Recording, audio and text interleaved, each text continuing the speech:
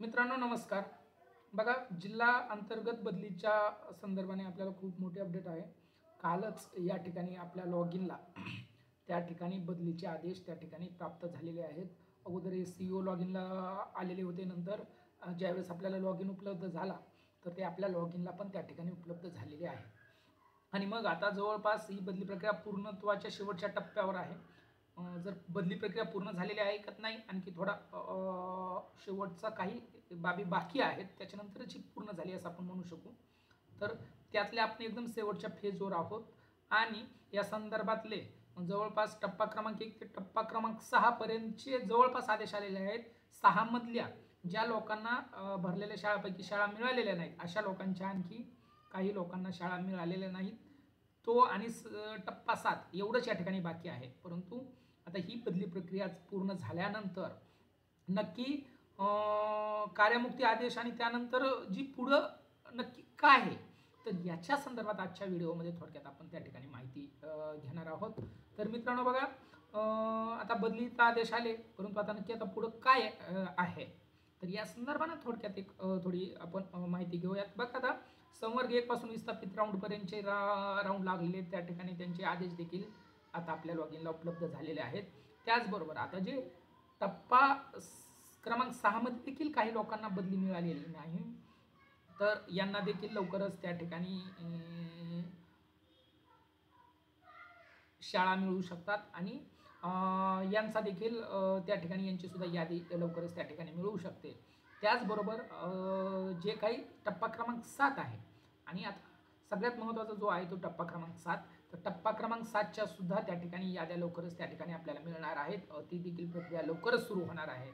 परंतु या टप्पा क्रमांक 7 मध्ये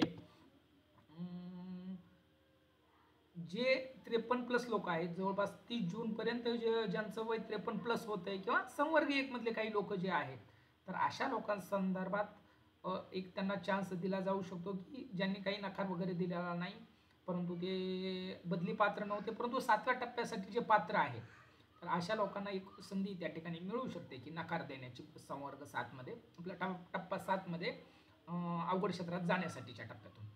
तर यांना संवर्ग 1 वाल्याला यातून सूट मिळू शकते, बाकीच्यांना सूट मिळणार नाही आणि बाकीच्यांचा हा टप्पा कंपल्सरी होणारच आहे.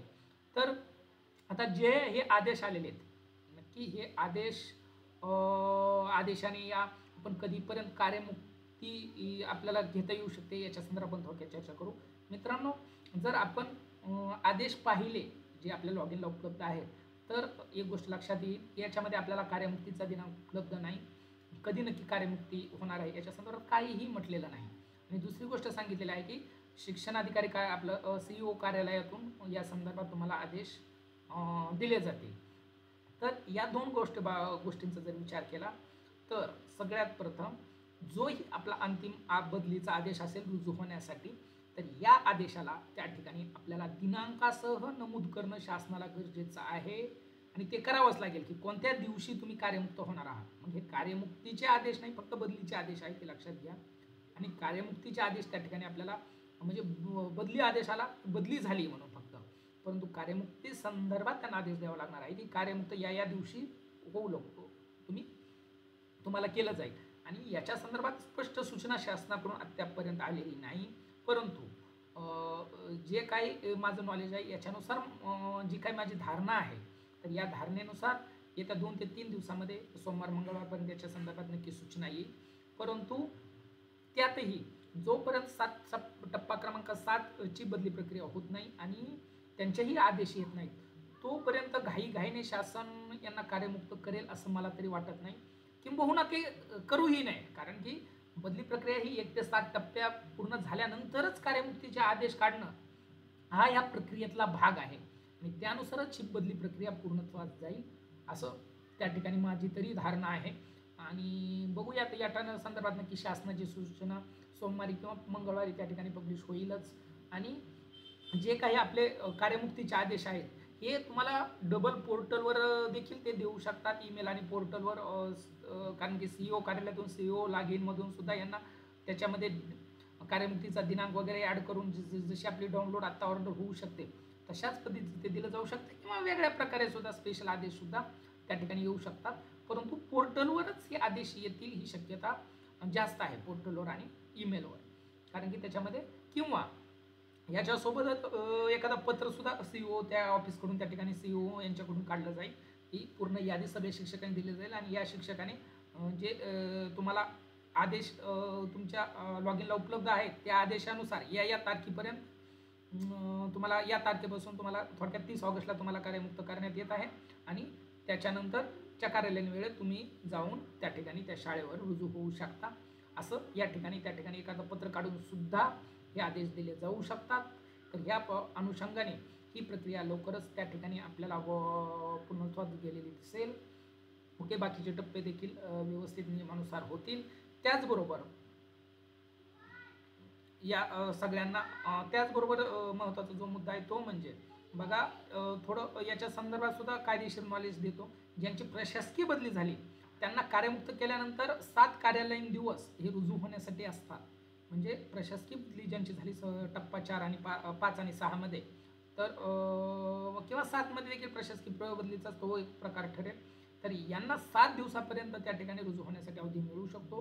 परंतु ज्यांची विनंती बदली आहे समर्ग 1, 2, 3, तर यांना नेक्स्ट डेलाच त्या ठिकाणी वर्किंग जो नेक्स्ट डे असेल तुम्हाला कार्यमुक्ती झाल्यानंतर, तर त्या दिवशी त्या ठिकाणी हजर व्हावं लागेल. एवढी दक्षता त्यासाठी घ्यावी. याच्यानंतर बाकी काही जर सूचना आली तर नक्की आपल्याशी शेअर केली जाईल आणि बाकी तुम्हाला जर काही मदत लागली याच्या संदर्भात किंवा काही गरजेची माहिती असेल तर नक्की त्या संदर्भात देखील आपल्याला या यूट्यूबच्या माध्यमातून तुम्हाला सगळ्या गोष्टी कळवण्यात येतील. त्याचबरोबर हे झालं जिल्हांतर्गत बदली प्रक्रियेबाबत. तर जिल्हांतर्गत बदली जवळपास पूर्णत्वास आली म्हणून कालच त्या ठिकाणी 31 तारखेला आपण शासनाला त्या ठिकाणी निवेदन केलं की आंतरजिल्हा बदलीचा टप्पा आता तुम्ही तत्काळ सुरू करा आणि याच्या संदर्भात मिन्सिसला बी आदेश द्या आणि COला आदेश देऊन त्या ठिकाणी तत्काळ आंतरजिल्हा बदलीवाल्यांच्या प्रोफाईल वगैरे या दुरुस्त करण्यासंदर्भात देखील तुम्ही सूचना द्याव्यात अशी आपण त्यांना विनंती केलेली आहे. आणि त्या अनुषंगाने आंतरजिल्हा बदली प्रक्रियेबाबत थोडं थंड वातावरण पडलेलं आहे, परंतु हे वातावरण 100% आपण गरम करू आणि नक्की आपण त्या ठिकाणी बदली प्रक्रिया शासनाने कितीही सांगितलं की तुमच्या बदल्या होणार नाही किंवा काहीही सांगितलं असलं, तुम्हाला कोणीही सांगत असेल, कोणतीही संघटना सांगत असेल बदल्या होणारच नाही, तर त्या बदल्या कशा होतील याच्यासाठी जेवढं आपल्याला श्रम घ्यायचे ते आपण घेऊ.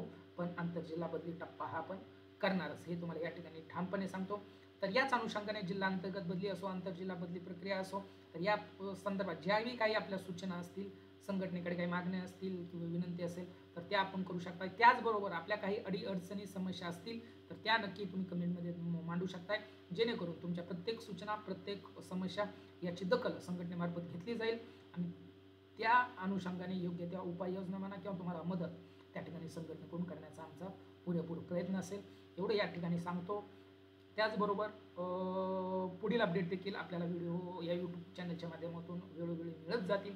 त्यामुळे नक्की कोणी जर चॅनलला सबस्क्राईब केलं नसेल तर सबस्क्राईब सगळ्यांनी करा आणि बेल आयकॉनचं बटनही दाबू नका, जेणेकरून जे व्हिडिओ पब्लिश झाल्यानंतर सगळ्यात अगोदर तुम्हाला व्हिडिओ वेळच्या वेळी त्या ठिकाणी मिळतील. आणि त्याचबरोबर व्हिडिओ देखील आपल्या सगळ्या बांधवापर्यंत जास्तीत जास्त शेअर करा, लाईक करा.